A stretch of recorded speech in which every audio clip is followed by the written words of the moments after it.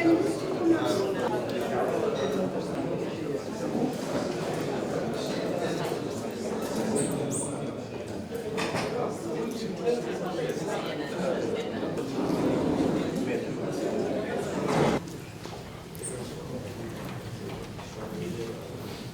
الله الرحمن الرحيم، والصلاة والسلام على سيد المرسلين. حضرات السيدات والسادة الأفاضل،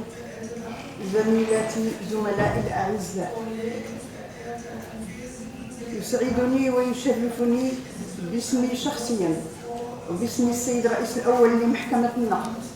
أن أرحب بكم، متمنية لكم أوقاتا طيبة ومقاما ممتعا لكل من تكبد عناء السفر من مصر وتونس وألمانيا ومن مدن خارج الرباط لحضور هذا الملتقى العلمي الدولي الذي تنظمه محكمة النقد المملكة المغربية بشراكة مع وزارة العدل والحريات المغربية وإغز المؤسسة الألمانية للتعاون القانوني الدولي، التي أشد على يد مستشارها القانوني السيد عبيدي الذي أعطى الكثير للتعاون القضائي مع مؤسساتنا. إن الهدف من هذا اللقاء بالأساس هو فتح مجال النقاش حول كيفية مواجهة الجرائم الإرهابية والتهديد الإرهابي من خلال القوانين التي سنتها الدول المشاركة في هذه التظاهرة، مع مراعاة المواثيق الدولية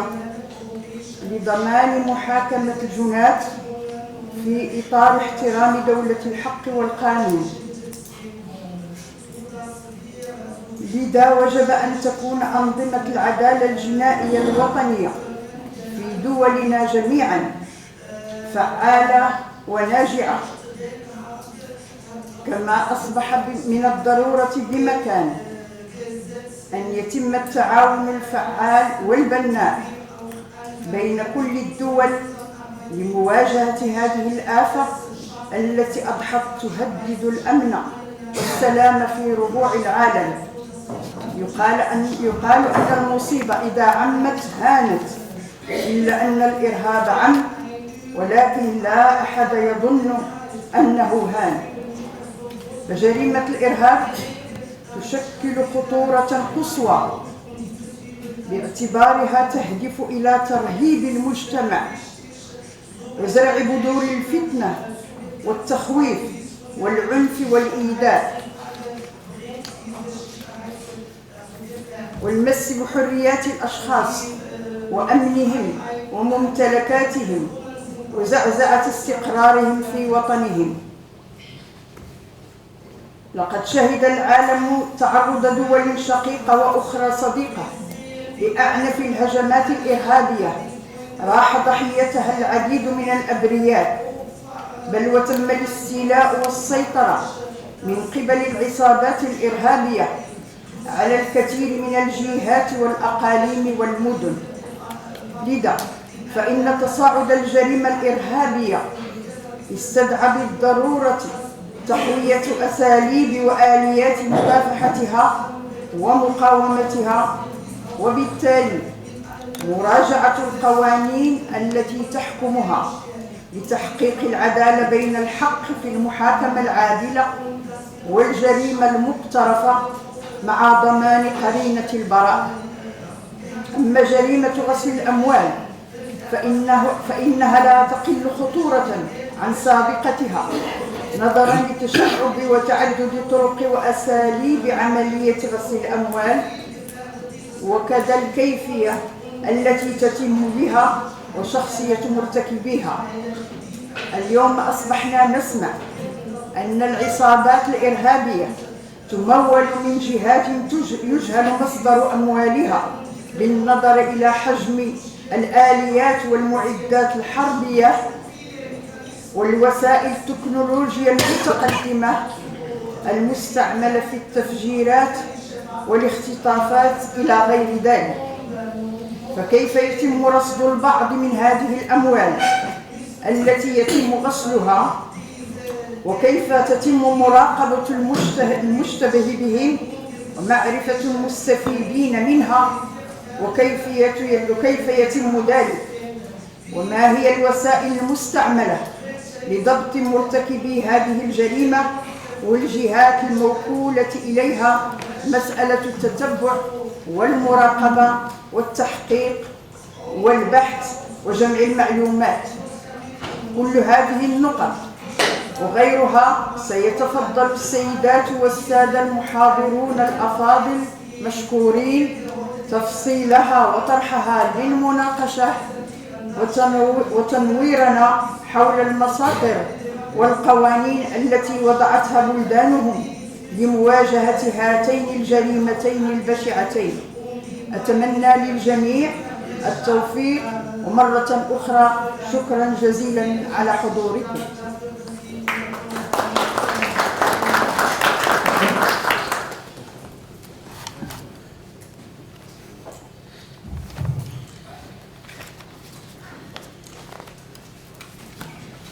بسم الله الرحمن الرحيم وبه أستعين. السيد ممثل المؤسسة الألمانية للتعاون القانوني الدولي، السيدة ممثلة محكمة النقد، السيدات القاضيات والسادة القضاة، حضرات السيدات والسادة، اسمحوا لي بداية أن أتقدم بالشكر الجزيل للمؤسسة الألمانية للتعاون القانوني الدولي، وأشد بحرارة على يد السيد عبيد ممثل المؤسسة المذكورة على ما عودنا عليه من جهود من أجل مد قنوات التواصل وتبادل الخبرات ونقل تجارب الخبراء من مختلف الدول للاستفادة منها على ضوء التجربة المغربية. كما أغتنم هذه الفرصة لأرحب بالخبراء وبالسيدات القاضيات والسادة القضاة، وأشكرهم على حضورهم لأشغال هذا المؤتمر لإغنائه بآرائهم ومساهمتهم الفعالة. حضرات السيدات والسادة، تتجه الجهود اليوم نحو عالم نظيف وآمن، وتتطلع الإنسانية جمعاء إلى القضاء على المخاطر التي تهدد استمرارية الحياة واستمرارية الإنسان على كوكب الأرض. ورغم أن الجهود الدولية تهتم أساساً بنظافة البيئة ووضع مخططات للتنمية المستدامة قادرة على تحقيق التوازن بين النمو الاقتصادي والحفاظ على البيئة وقدرتها على التكيف مع التحولات المناخية، فإن الواقع يثبت اليوم أن رهان العالم النظيف والآمن له تفريعات عدة، على رأسها نظافة المال ونظافة الاقتصاد. فإذا كان اهتمام الإنسانية بالبيئة والمناخ نابع من قلق عن مآل الإنسان في المستقبل، فإن الاهتمام بنظافة المال والاقتصاد نابع من قلق يهم الحاضر والمستقبل في نفس الآن. فالأموال غير النظيفة والمتحصلة من نشاطات غير مشروعة تشكل من جهة تهديدا آنيا بالنظر لإمكانية تمويلها لنشاطات إجرامية خطيرة،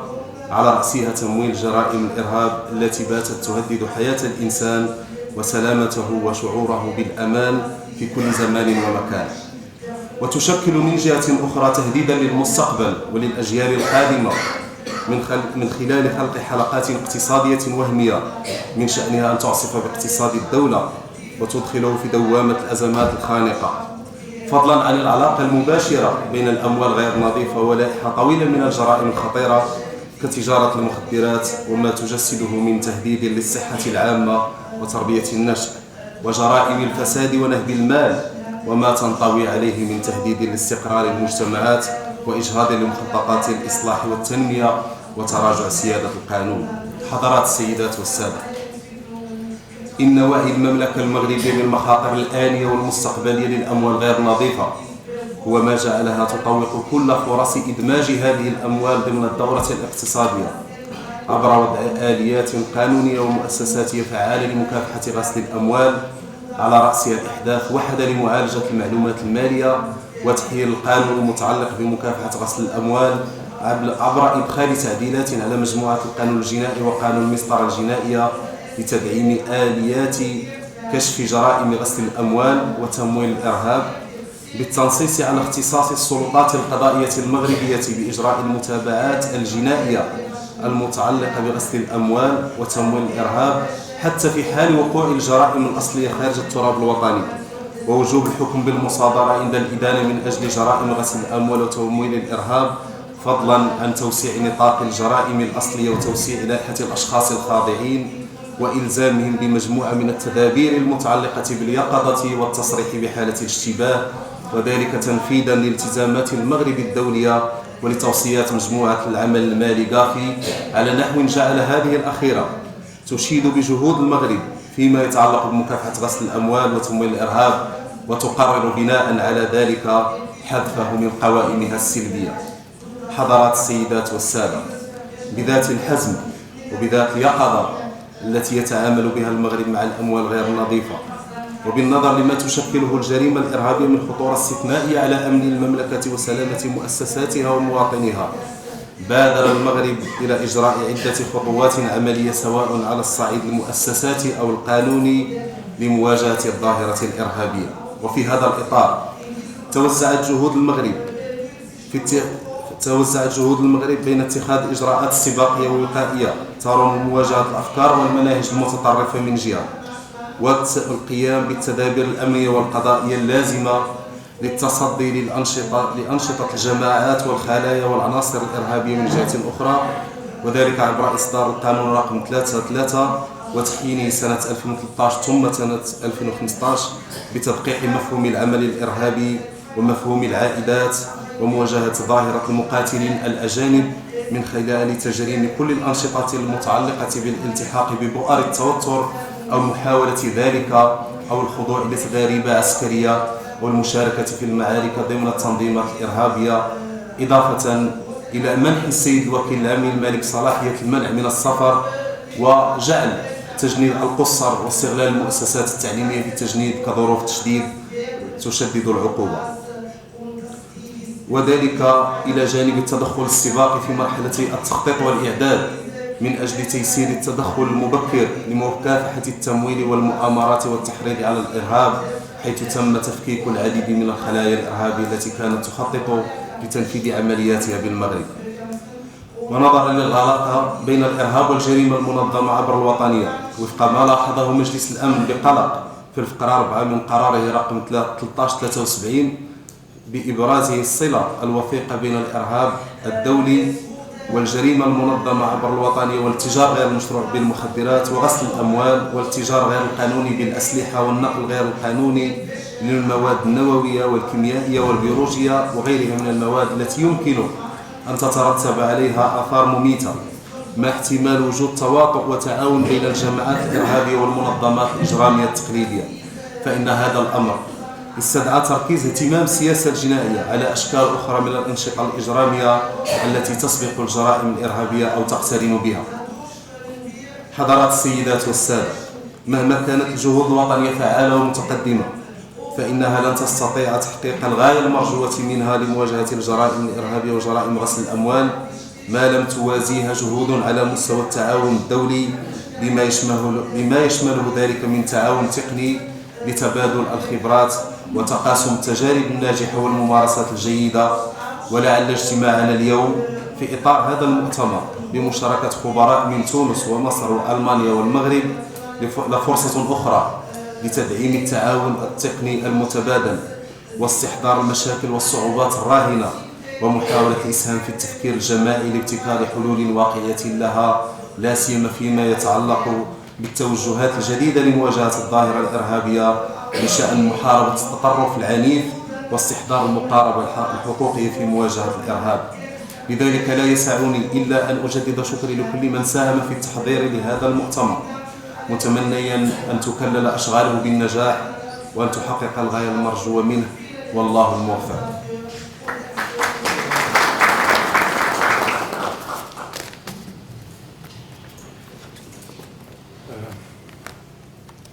بسم الله الرحمن الرحيم. سيد ممثل محكمة النقد، سيد ممثل وزارة العدل والحريات في المملكة، سيدات وسادة الحضور، أهلا وسهلا ومرحبا بكم في هذا المؤتمر. في مستهل كلمتي أردت أيضا أن أتقدم باسم المؤسسة الألمانية للتعاون القانوني الدولي لكل من محكمة النقد ووزارة العدل على هذا التعاون وعلى هذه الإرادة في التعاون وفي المضي قدما في التعاون كلاهما. نعرف أن التعاون الدولي ليس فقط من جهة واحدة فقط، لكنه تفاعل بين جهات متعددة، هو عملية أخذ ورد للمضي في التغيير وإعطاء جانب إيجابي لعملية التعاون ككل. أردت في بداية هذه الكلمة أيضا أن أرحب بكم في هذه المصافحة الثانية. كنا في السنة الفارطة أيضا تعرضنا لهذا الموضوع، لكن بطريقة أخرى كانت أيضا معناتها الجريمة المنظمة بصفة عامة، ولم يقع تطرق بإطناب إلى الجرائم الإرهابية وغسيل الأموال.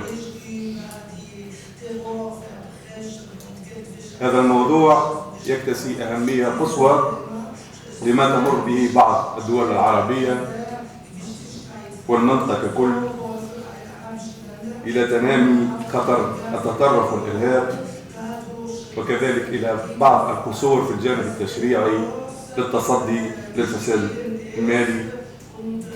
وغسيل الأموال الذي يرتبط أساسا وبضرورة بتمويل الإرهاب.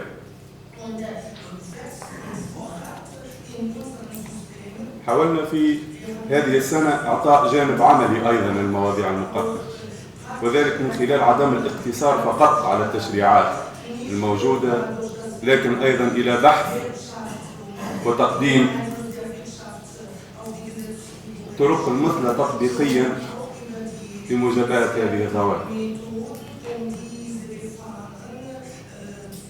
خاصة نعلم أن التعاون على المستوى الإقليمي لمواجهة هذه الظواهر وخاصة الظاهرة الإرهابية من شأنه أن يحل العديد من المشاكل.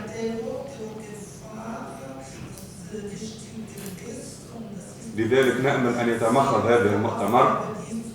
على توصيات تكون بمثابة دعامة للجهود الوطنية وتؤسس لتعاون فعال خاصة على المستوى الإقليمي.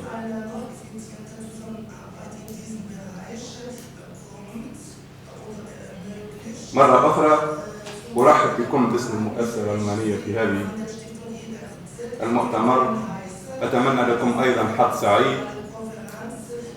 كما أتقدم بالشكر لكل المشاركين وكل من ساهم في إعداد هذا المؤتمر فكريا وتنظيميا.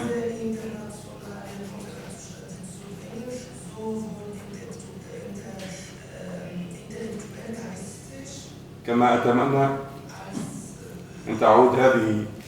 هذا المؤتمر بالفائدة على جميع المشاركين. سوف نرفع الجلسة لمدة دقيقة حتى يتمكن معناتها المحاضرين من البدء في المحور الأول لهذا المؤتمر حول موضوع التشريعات الوطنية والدولية لمكافحة غسيل الأموال. وشكرا لكم مرة أخرى.